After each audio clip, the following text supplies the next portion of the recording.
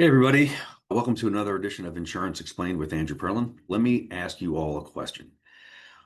If you went downstairs to your basement and there's 3 feet of water down there, does your insurance cover it? Well, sometimes yes, and sometimes no. The answer really is it depends. And the interesting thing is that most homeowners just think it's covered because they have homeowners insurance. Water is a tricky thing, and it's very important that you understand how water in the home is covered or not covered. So let's just walk through a couple of scenarios just so you know. All right.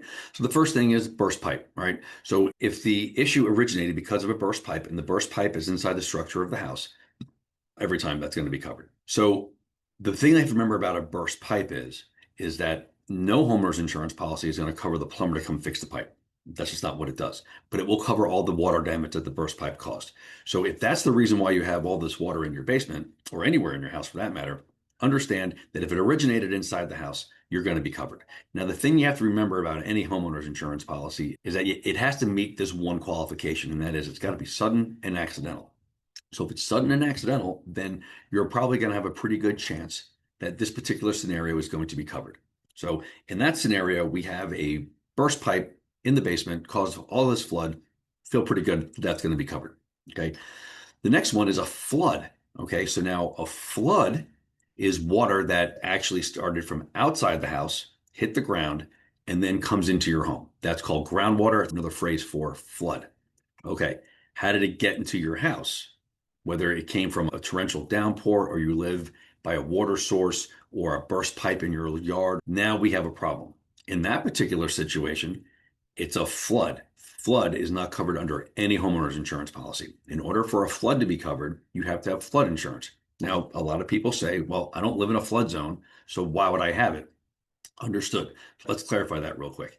If you live in a flood zone, your mortgage company, should you have a mortgage, is probably going to make you get a flood policy. If you don't have flood insurance and you have a mortgage, then that tells me that you're not in a flood zone, but you still may need it.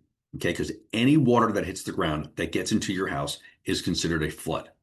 So in that scenario, if you have 3 feet of water in your basement due to a flood, that is not covered unless you have flood insurance. Okay. Let's look at another scenario. Sewer backup. This is the big one, right? Most people who have basements have a sump pump or they got a drain in the bottom of their basement. And sometimes water comes through that drain. Or sometimes the sump pump fails and water comes through the hole, right? And now you have water all over your basement.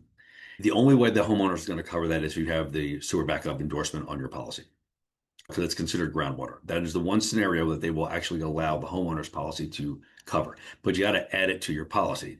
So if you have a sump pump in your basement, and you'll know because there's a big hole in the corner of your basement somewhere, you should have sewer backup on there, because if that sump pump fails and water comes through the hole and floods your basement, that is the only type of groundwater that will be covered without a flood policy should you have this endorsement.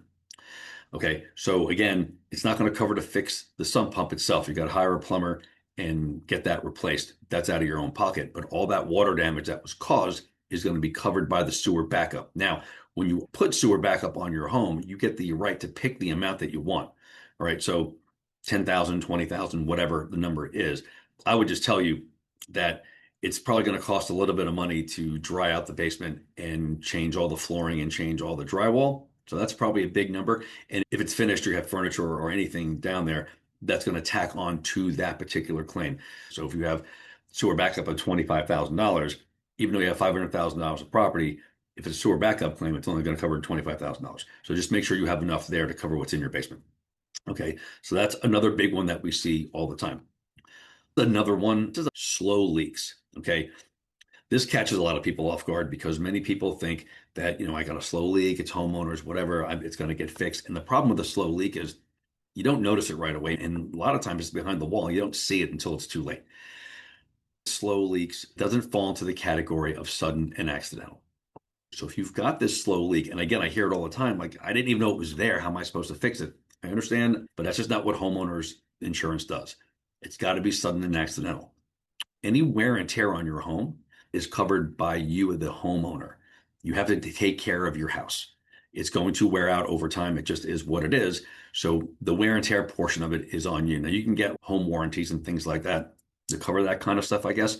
But as far as your homeowner's insurance is concerned, that's not what it's there for. So you have to be vigilant as a homeowner to make sure that your home isn't leaking or isn't falling apart, and then it's in good shape. But these slow leaks are something that I see a lot. And again, the complaint is it was behind the drywall. How did I know?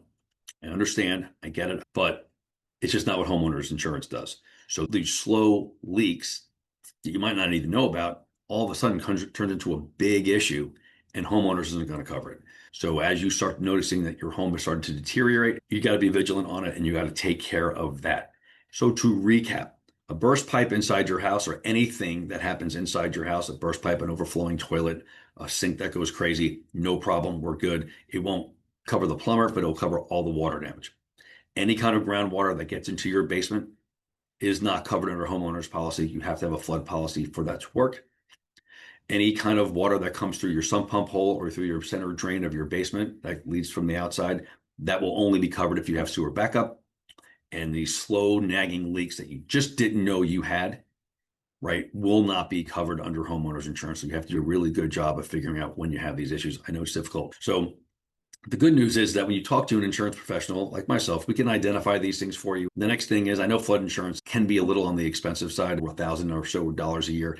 And if you're not in a flood zone, you're like, what am I paying this for? Totally get it.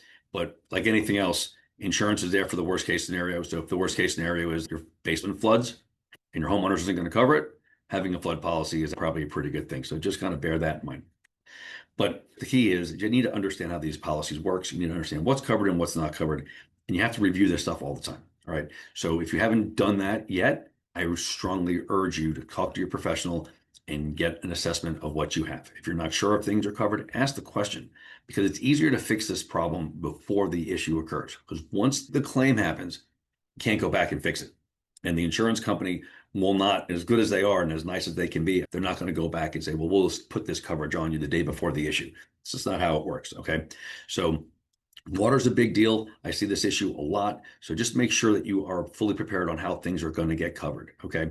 Any questions or comments, please leave it in the chat. Please like the channel. We're growing by the day, I like to say, but I do appreciate you being here. This is Andrew Perlin with Insurance Explained. Have a great day, everybody.